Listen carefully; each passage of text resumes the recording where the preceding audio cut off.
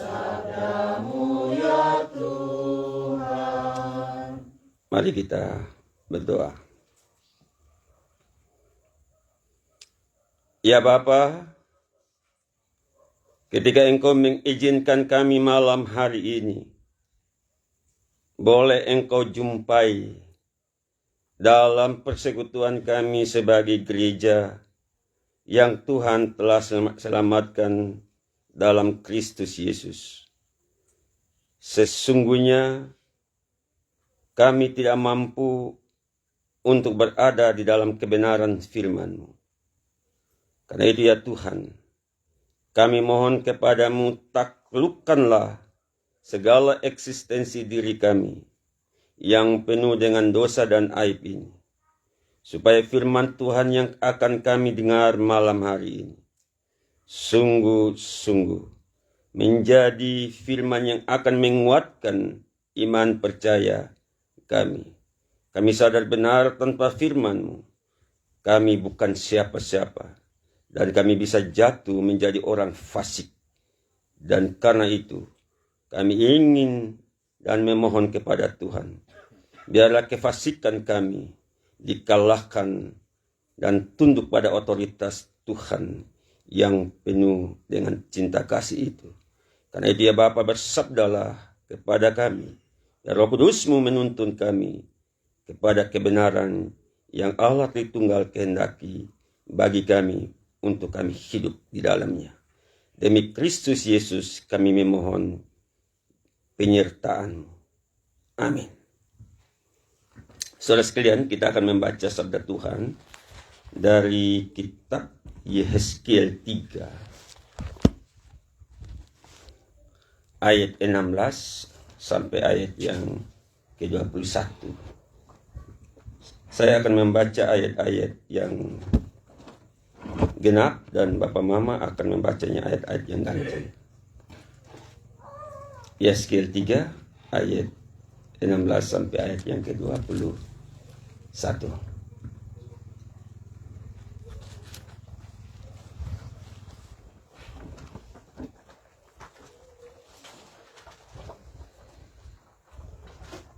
Sesudah 7 hari, datanglah firman Tuhan kepadaku. Hai anak manusia, aku telah menetapkan engkau menjadi penjaga kaum Israel. Bila mana engkau mendengarkan sesuatu firman daripadaku, peringatkanlah mereka. Kalau aku berfirman kepada orang jahat, engkau akan mati dihukum mati. Engkau pasti dihukum mati, dan engkau tidak memperingatkan dia dan atau tidak berkata apa-apa untuk memperingatkan orang jahat itu dari hidupnya yang jahat, supaya ia tetap hidup.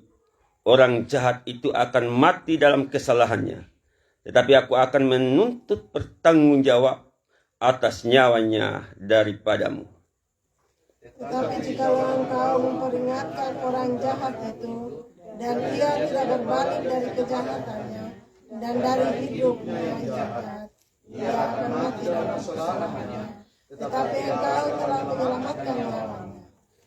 Jikalau seorang yang benar berbalik dari kebenarannya, dan ia berbuat curang, dan aku meletakkan batu sandungan di hadapannya, ia akan mati. Oleh karena engkau tidak memperingatkan dia, ia akan mati dalam dosanya, dan perbuatan-perbuatan kebenaran yang dikerjakannya tidak akan diingat-ingat. Tetapi aku akan menuntut pertanggungjawab atas nyawanya padamu. Tetapi kalau engkau memperingatkan orang yang benar itu, supaya ia jangan berbuat dosa dan tidak berbuat dosa, ia akan tetap hidup. Sebab ia mau menerima peringatan, dan engkau telah menyelamatkan nyawanya. Demikian pembacaan sabda Tuhan. Berbahagialah kita mendengar sabda Allah yang memelihara dalam kehidupan kita hari lepas hari. Haleluya. Haleluya, haleluya, haleluya. Silakan dulu. Salam alaikum besem Yesus Hamasia. Salam sejahtera di dalam nama Yesus Kristus. Bapak, Mama, dan saudara sekalian,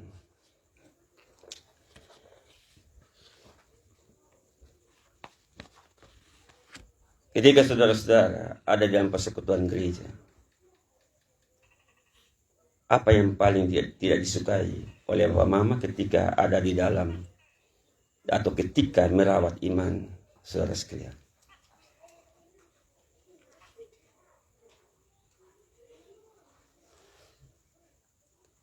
Ada sejumlah realita dalam persekutuan gereja itu. Ketika pemberitaan-pemberitaan gereja itu dirasa oleh anggota jemaat atau siapapun menyinggung nompo hidup, maka kotong bisa marah. Karena itu banyak jemaat yang tersinggung hanya karena dengar khotbah. Kadang bakal lagi kan, seakan-akan ini sorot nompo hidup. Itu yang paling muncul. Sedang keseringan, seakan-akan pemberitaan sabda Tuhan itu mau menyoroti hidup. Kenapa ini terjadi, Bapak Mama? Karena kita berada dalam posisi yang tidak paham siapa diri kita sesungguhnya ketika ada dalam persekutuan di mana Allah sedang berkata-kata melalui firman yang tertulis. Baca beberapa gereja itu tersinggung, keluar, buka gereja baru. Hanya karena tersinggung. Ini realita yang terjadi, termasuk dalam wilayah pelayanan gini. Bapak, Mama, dan saudara sekalian, kitab Yeskiel malam ini menolong kita untuk memahami dua tugas. Pertama, sebelum kita masuk ke situ, Yeskiel ini adalah seorang nabi yang hidup pada abad ke-7 sampai abad ke-6 sebelum Masehi. Dia mempunyai dua posisi. Dia lahir dari keluarga imam. Ayahnya seorang imam. Ketika dia besar, dia dipanggil. Ketika di Yerusalem dia menjadi imam. Bangsa Israel, khusus Yehuda, Israel Utara itu ketika dibuang pada tahun 722 dan pada tahun Yehuda pada tahun 586 sebelum Masehi, bangsa Israel diperhadapkan dengan pengalaman yang kelam dalam kehidupannya. Ketika bangsa Yehuda ikut dibuang, ada tiga kali golongan, tiga kali pembuangan.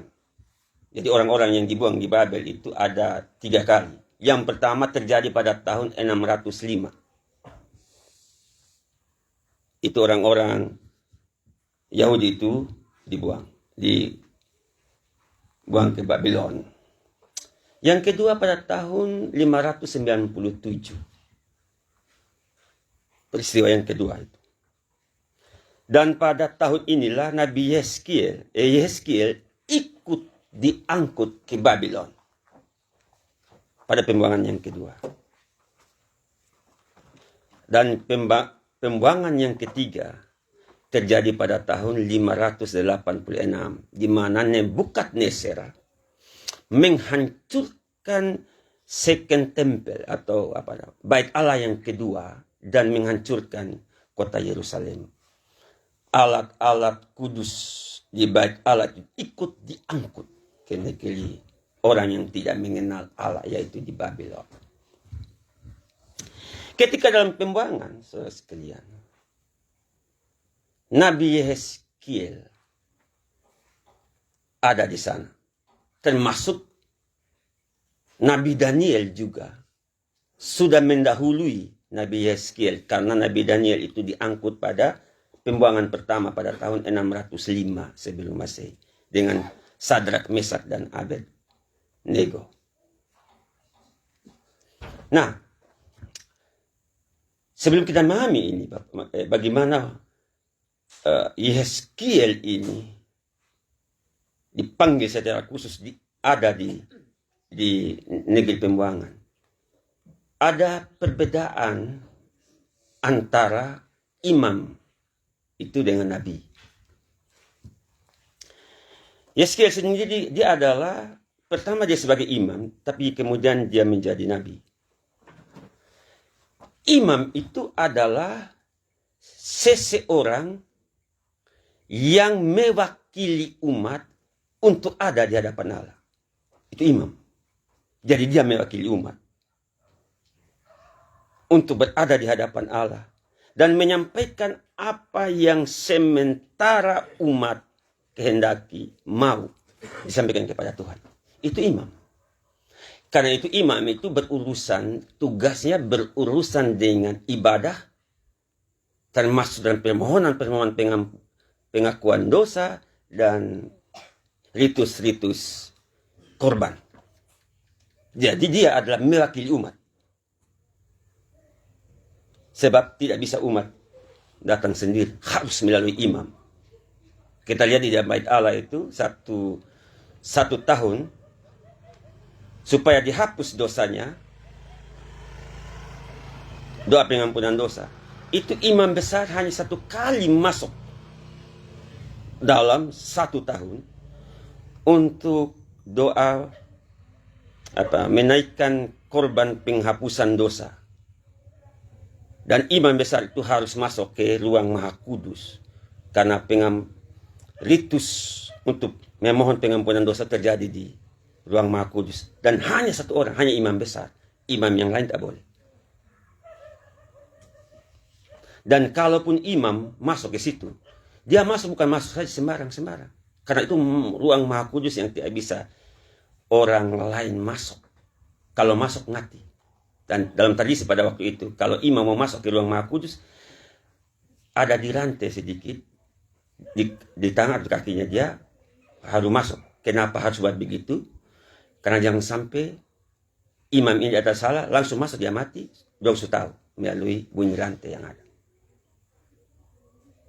Itu imam. Jadi imam itu dia mewakili umat yang berdosa untuk menyampaikan permohonan kepada Allah. Itu imam. Nabi beda dengan imam. Nabi adalah orang yang diutus Tuhan untuk menyampaikan pesan. Dia adalah penyambung lidah Allah untuk menyampaikan pesannya kepada umat. Jadi dia berasal dari atas. Kalau imam dari bawah. Ditetapkan oleh keluarga karena imam itu dia tidak bisa menjadi imam sembarang-sembarang. Harus dari keturunan Lewi. Di luar keturunan Lewi tidak ada yang bisa jadi imam. Dan berdasarkan hukum lainnya. Kalau Nabi dipanggil oleh Allah langsung. Allah bisa ketemu langsung dengan dia dan berbicara. Contoh, Musa. Musa itu berbicara langsung dengan Yahweh. Nabi-nabi dalam kekristenan itu, nabi yang Allah langsung berbicara kepada mereka. Walaupun ada sebagian yang disampaikan oleh para malak Yahweh, malaikat Allah. Tapi mereka dipanggil dan bertemu langsung. Ketika mereka dipanggil itu, Allah berbicara kepada mereka. Seperti Nabi Yeremia misalnya. Nabi Yeremia itu Tuhan Allah berbicara, dia minta dia punya sekretaris itu untuk tulis. Allah langsung berbicara. Dan karena itu beda antara Nabi dengan imam. Nabi berasal dari atas. Langsung Tuhan utus sebagai penyambung lidahnya, sedangkan imam dia berasal dari komunitas, dari umat, untuk mewakili umat menyampaikan sesuatu kepada Allah. Nah, Nabi Yeskiel mempunyai dua tugas itu. Ketika dia berada di Yerusalem, dia melaksanakan tugas keimamatan sebagai imam. Tapi ketika dia berada dalam pembuangan, ketika dia 7 hari di sungai Kebar, dia berenung di situ. Allah memanggil dia sebagai nabi. Sebagai nabi untuk menyampaikan pesan dari Allah. Istilah di sini tadi sebagai penjaga Israel. Kenapa Nabi Yeskiel dipanggil bukan bekerja di Yerusalem yang adalah kota Allah, di mana bait Allah, sisa bait Allah masih ada, tapi harus ada di sana. Bapak Mama, bangsa Israel itu ketika dia dibuang tuh kurang lebih 70 tahun di Babylon, baru dikembalikan. Ya, kita itu kurang lebih ya, dari tahun 605 sampai 500, sekitar kurang lebih 538 atas dekret Raja Kores, Raja Persia, mengembalikan mereka untuk mengembalikan orang-orang buangan. Bukan saja orang-orang Yahudi, tapi juga bangsa-bangsa lain yang masuk di dalam pembuangan dikembalikan. 70 tahun. Apa yang terjadi selama 70 tahun di negeri Babel? Selama 70 tahun, bangsa Israel tidak memperoleh pengampunan dosa. Tidak ada. Tidak ada pengampunan dosa. Selama 70 tahun. Di negeri Babylon. Kenapa harus begitu? Kenapa bilang 70 tahun tidak pernah mendapat pengampunan dosa? Karena pengampunan dosa, permohonan pengampunan dosa itu hanya bisa dibuat dalam bait suci. Di bait suci. Dan itu yang melakukannya juga adalah imam besar. Dan selama pembuangan di Babylon, tidak terjadi pengampunan dosa. Bayangkan 70 tahun tidak ada ritus pengampunan dosa. Bangsa Israel mengalami kegelapan hidup ketika ada di pembuangan di Babylon. Mereka sudah kegelapan hidup. Hal yang kedua yang dong langgar adalah mereka melakukan kawin-mawin dengan 5 suku yang ada di sana. 5 suku. Israel itu, orang Yahudi, dilarang untuk kawin campur. Karena itu akan melanggar apa yang disebut dengan hukum Abodah Hasara. Yaitu berhala, termasuk golongan berhala. Jadi tidak boleh kawin dengan suku-suku lain yang tidak mengenal Allah. Tetapi ketika mereka ada di pembuangan, mereka kawin dengan dari 5 suku yang ada di sana. Karena itu mereka jatuh dalam dosa. Orang Samaria itu, orang Yahudi yang ada di Yerusalem, kenapa menolak mereka waktu pengerjaan bait Allah yang kedua, second temple, pekerjaan pembangunan bait Allah tadi. Bait Allah yang pertama, salah tadi, bait Allah pertama itu dihancurkan pada tahun 586 oleh Nebukadnezar. Setelah dihancurkan atas dekret daripada Raja Kores, Raja Kores memerintahkan untuk membangun kembali bait Allah dan tembok Yerusalem. Ketika mereka berada ketika mereka sudah dilepaskan dari pembuangan pada tahun 538 oleh Raja Kores, mereka di bawah pemerintahan Nehemia dan Esra, mereka pergi untuk membangun kembali bait Allah yang kedua. Walaupun nanti di kemudian hari dilanjutkan lagi oleh Raja Herodes Agung.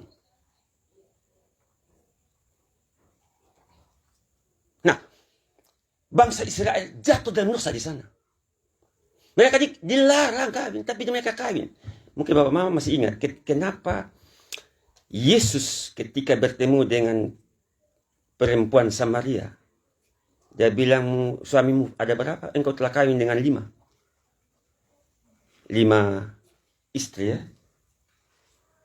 Itu adalah sindiran Yesus kepada orang Samaria.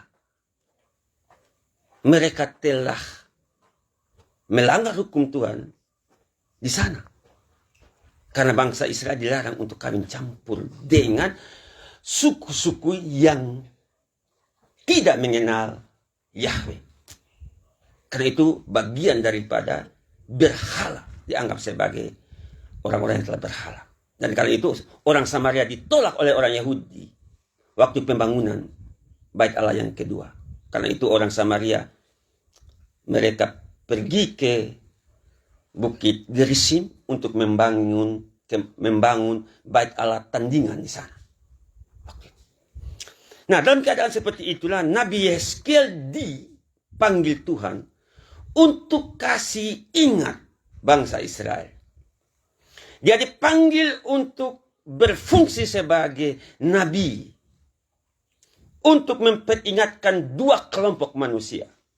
Yang pertama, kelompok orang-orang Yahudi yang masih setia, baik yang ada di Yerusalem maupun yang ada di pembuangan. Tapi juga memperingati mereka yang telah menyimpang dari jalan Tuhan, yang telah taat kepada Allah. Dan karena itu Nabi Yehezkiel dipanggil untuk menegur mereka. Tuhan bilang apa? Nabi Yehezkiel, ketika engkau mendapatkan orang-orang itu berdosa, melakukan dosa, dan engkau tidak menegurnya, maka aku akan menuntut pertanggungjawaban terhadapmu atas nyawanya. Ini terlalu keras Tuhan omong. Seseorang yang berdosa dan Yehezkiel lihat, tahu, lalu Yehezkiel tidak tegur, maka Yehezkiel bertanggung jawab terhadap nyawa orang itu. Tetapi kalau Yehezkiel sudah tegur dan dia soalnya mau berbalik, maka Yehezkiel bebas dari pertanggungjawaban. Tapi yang kedua lagi, itu kepada orang-orang fasik. Ini kepada orang yang benar. Yehezkiel juga ditugaskan untuk menegur orang benar.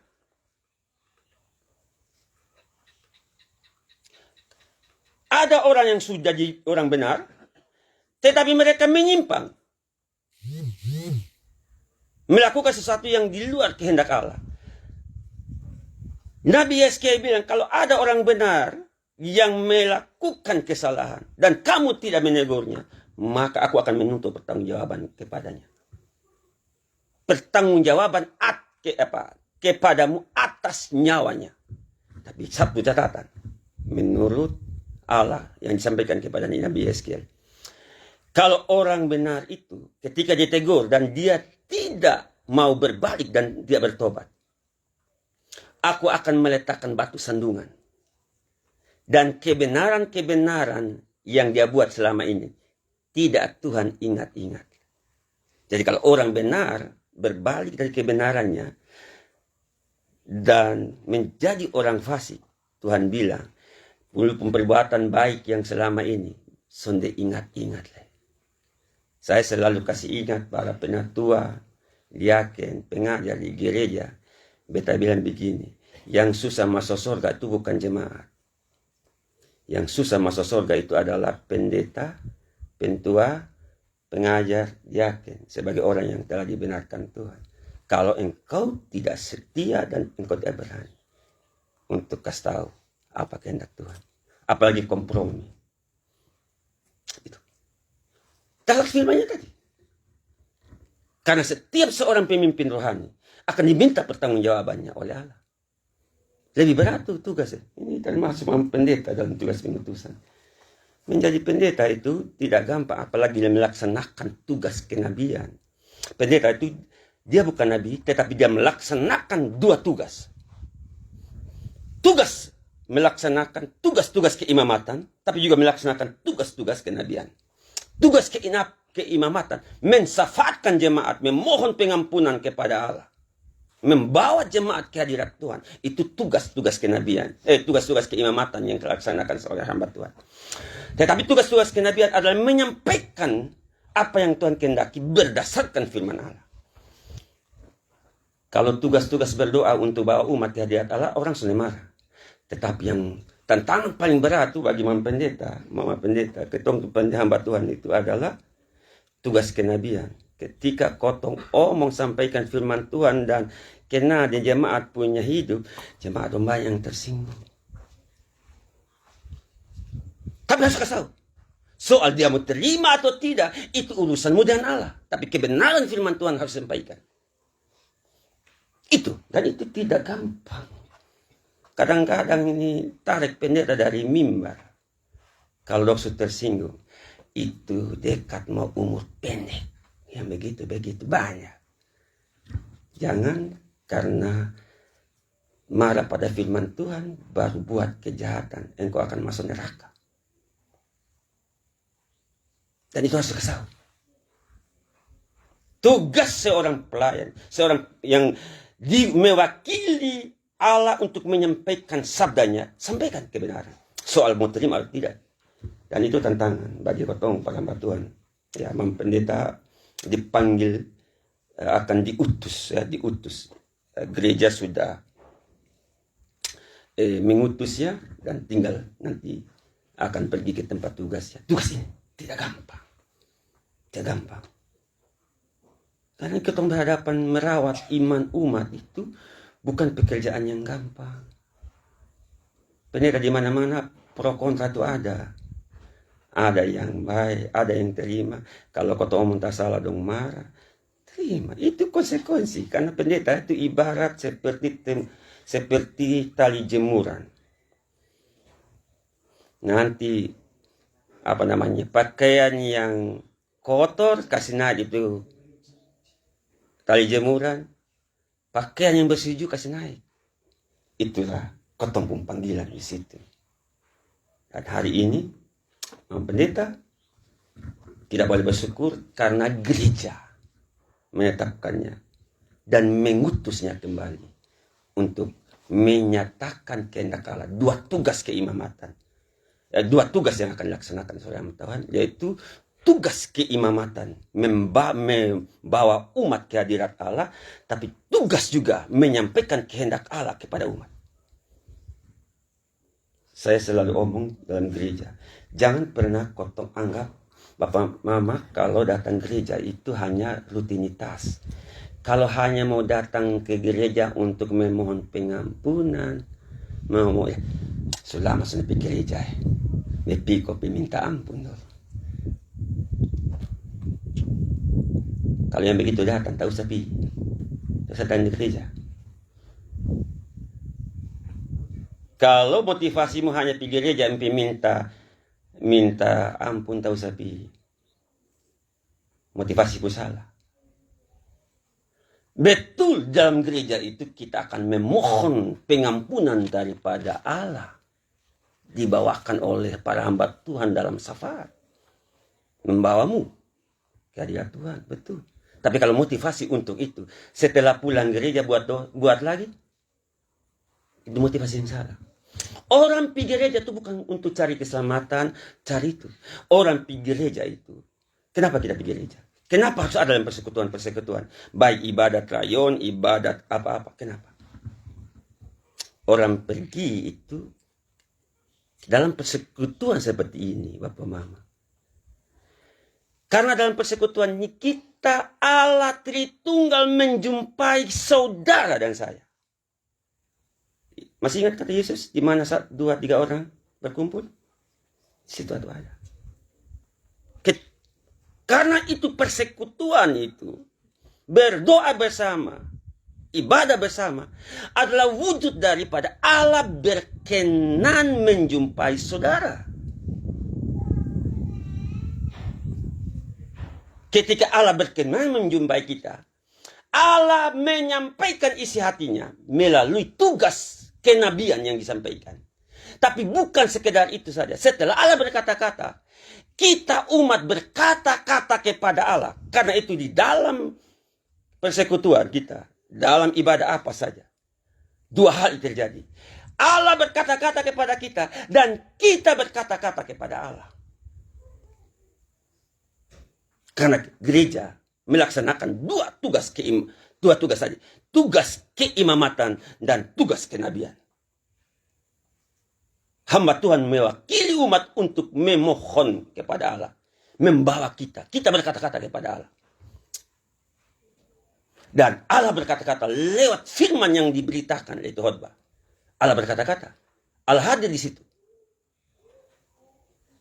Karena itu kalau pergi gereja itu, jangan suka menapi waktu orang khotbah. Kadang waktu sementara khotbah, kesempatan paling enak untuk sengaja pi buang air. Padahal Bapak Tua sementara bawa omong lewat firman. Ada 3 firman Allah ya. Firman Allah ada 3 jenis.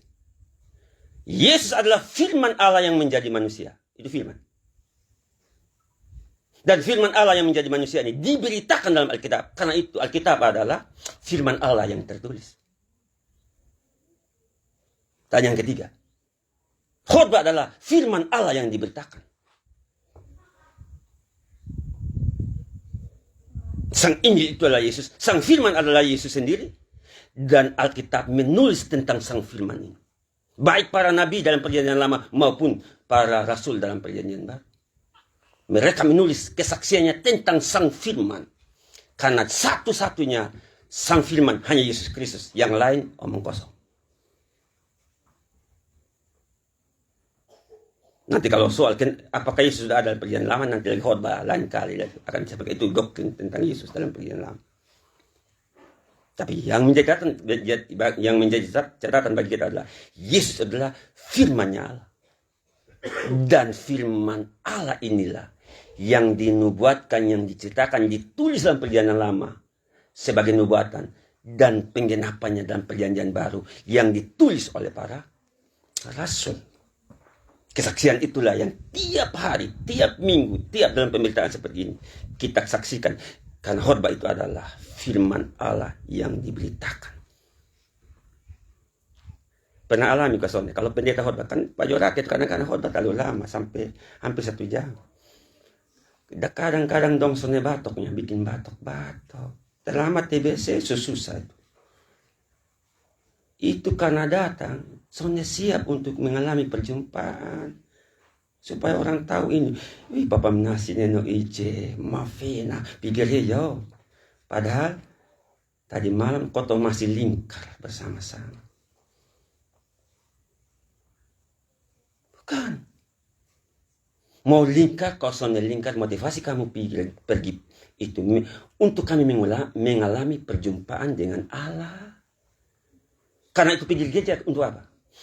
Kita berada dalam persekutuan itu. Bukan untuk kotong diselamatkan. Bukan. Bukan untuk engkau pergi ke sana. Untuk dapat memohon ampun dosa. Karena sudah 4 bulan. Izin tidak pergi dalam persekutuan. Bukan. Bukan itu. Bukan sekedar itu. Tetapi ada di dalam persekutuan itu. Supaya engkau terus menjadi orang yang berkenan kepada Allah. Gitu. Jadi, perkisahan kau tetap dirawat. Kenapa? Firman Allah terus diberitakan. Untuk orang-orang, untuk hamba-hamba Tuhan, untuk umat Tuhan, itu tetap menjadi orang yang berkenan kepada Allah. Karena itu kita dari itu. Kan banyak Pak Mama ini kan, kita jemaat kan kadang pergi sudah dapat foto. Ada orang gitu kok. Pulang sebelum berkat. Orang yang begitu itu hanya pendengar khotbah, orang yang tidak memperoleh 2 hal. Ini kebetulan kata hati. Kalau Bapak Mama itu jangan sudah di pengampunan dosa baru masuk gereja. Ingat, foto itu sangat penting. Foto itu bukan doa. Contoh ibadah saat ini berlangsung dalam nama Bapa, Anak, dan Roh Kudus. Itu kan doa. Itu adalah pelantikan. Jadi foto adalah Ketika engkau berada di dalam perjumpaan dengan Allah Tritunggal, engkau dilantik supaya pelantikan itu artinya bahwa yang berkumpul di sini berkenan kepada Allah. Karena itu dilantik melalui apa yang disebut dengan votum salam. Tapi yang paling aneh lagi, sudah dapat votum pelantikan, pulang setelah doa syafaat, atau kadang-kadang setelah doa syafaat, pasok doa syafaat, keluar pelan-pelan. Itu tuh setan naik dalam kepala. Ingat, doa itu adalah saat dimana engkau berbicara dengan Allah. Bayangkan kita sementara berbicara dengan Allah Tritunggal, yang lain jadi setan dalam doa syafaat. Karena itu mulai dari sekarang, ketika orang berdoa, jangan masuk dan jangan keluar. Engkau pengganggu menjadi iblis dalam sembahyang, waktu sembahyang. Ingat itu. Karena doa adalah saat dimana engkau berbicara dengan Tuhan, dan Tuhan sementara memperhatikan, mendengar apa yang engkau ungkapkan. Bayangkan engkau berbicara dengan apalah gubernur lah, dengan pejabat kotong begitu hormat kan? Dan Tuhan Allah kotong anggap karena kotong anggap remeh. Itu perilaku yang kotong saksikan. Beta terlalu banyak saksikan jemaat. Pas syafaat, udah mulai geser pelan-pelan, pergi ke orang WC, bukan mana. Buat apa? Karena sudah hampir 1 jam tidak tarik rokok. Bayangkan itu. Ini manusia begini perlu pertobatan 30 tahun supaya masuk surga. Ini tugas gereja Askasau dan tugas kenabian. Pendeta, kotong hamba Tuhan, kasih tahu. Berani kasih tahu. Soal jemaat terima itu dia urusan dengan Tuhan Allah, tapi kebenaran itu harus sampaikan. Supaya apa? Supaya dosanya jemaat, dosanya umat jangan ditanggungkan kepada kita. Seperti yang dikatakan oleh Nabi Yesaya. Ini dia punya tugas. Kalau kotong berkompromi, maka dosanya orang yang kotong lihat, Tuhan akan meminta pertanggungjawaban. Karena itu, ketika penatua dia akan melihat, hati-hati akan Anda itu. Ya. Mama ada yang bapak tenis. Nah, itu tugas kalian itu. Di rayon-rayon. Sebagai hamba Allah. Karena kita diutus untuk merawat iman umat, dan kita bertanggung jawab terhadap tubuh, roh, dan jiwanya.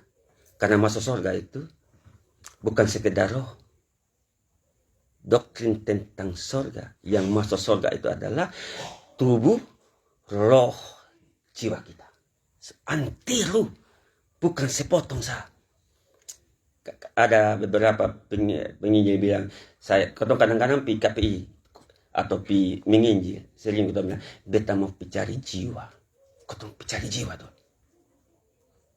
Pak Mama, jangan cari pun jiwa sah, cari pun tubuh juga. Itu doktrin yang itu absurd itu. Itu pandangan yang keliru. Karena kotong tidak pernah mencari jiwa. Jiwa itu tidak kelihatan. Jiwa dan tubuh tidak bisa dipisahkan. Mati baru bisa dipisahkan.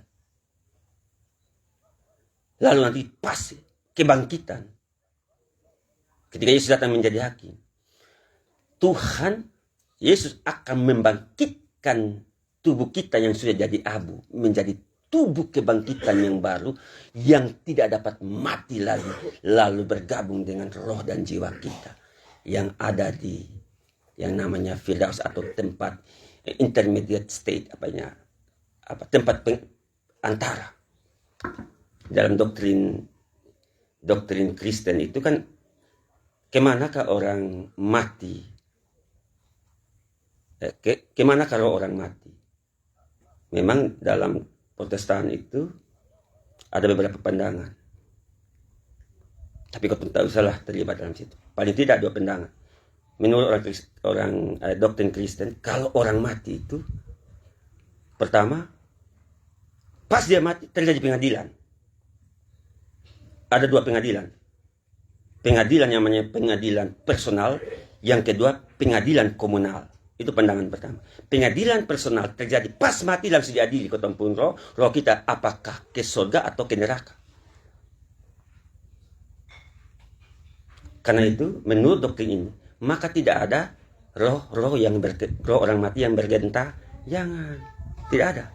Karena rohnya harus diadili. Tapi kan kau tuh kan masih takut juga orang mati, pas orang mati. Lihat penatua dong di kampung-kampung. Kalau pas orang mati, dong pulang itu pasti lagu sungguh heran darahnya Yesus menyanyi sepanjang jalan yang gelap. Coba pas menyanyi lagu Lot dan Batu, lagunya hilang, dia juga ikut hilang lari. Kenapa? Karena kau percaya bahwa roh orang mati ada. Padahal doktrin kita ketika mati, rohnya diputuskan untuk masuk surga atau masuk neraka. Itu pengadilan, namanya pengadilan personal. Nanti pada pengadilan komunal, baru roh yang ada di surga atau neraka itu dipanggil kembali di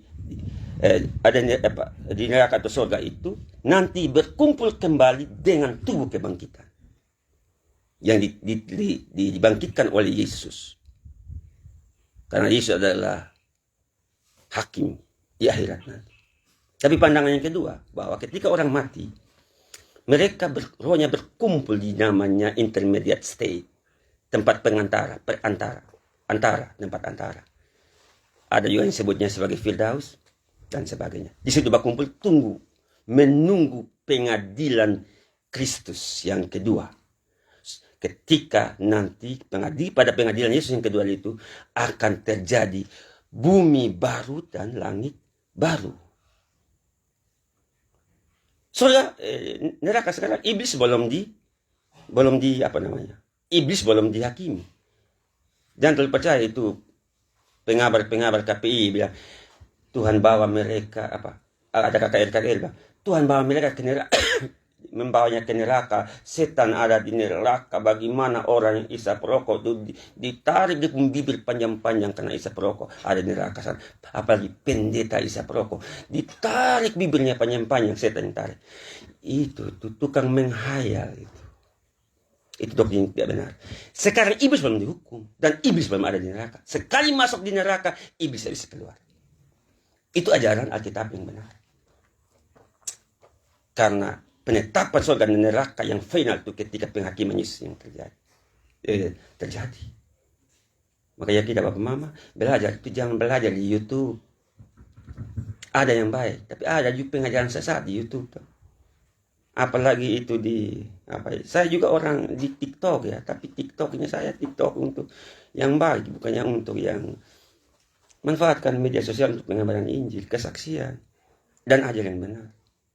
Yang pakai kok hanya goyang-goyang muka manusia, tapi tempel pakai kucing punya bulu-bulu di sini tuh. Beta lihat, padahal semua mama-mama.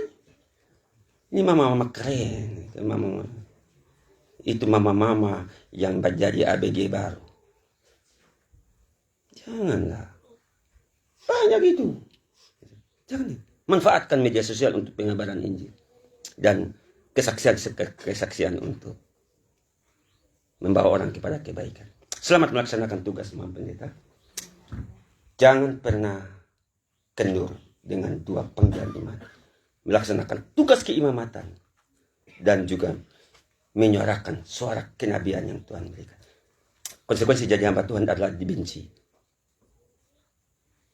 Jadi sekali itu di mana-mana terjadi begitu. Tapi tetaplah kita pada panggilan iman kita. Selamat melaksanakan tugas panggilan dan berdoa pada Allah Tritunggal. Kita selalu mendukung dalam doa. Sama juga kalau rumah ini akan ditempati, Tuhan berikan berkat kepada Imam Pendeta dan keluarga. Kiranya Allah Tritunggal akan memberkati rumah ini sebagai tempat berdiam. Fungsi rumah hanya dua. Pertama, sebagai tempat perlindungan yang aman dari berbagai macam tantangan dari luar, tapi juga rumah itu berfungsi sebagai mesbah Tuhan. Dua fungsi rumah. Sebagai tempat perlindungan, berlindung kotongga untuk mencari kenyamanan, tetapi rumah juga menjadi tempat mesbah Allah didirikan dalam rumah kita. Tuhan memberkati kita. Amin.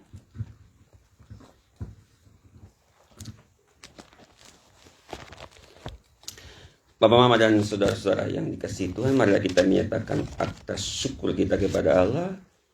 Kita memuliakan, sambil kita menyatakan akta syukur kita memuliakan Tuhan dari Kidung Pujian nomor 363.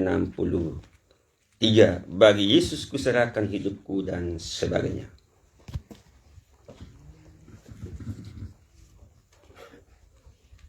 (363). Ya.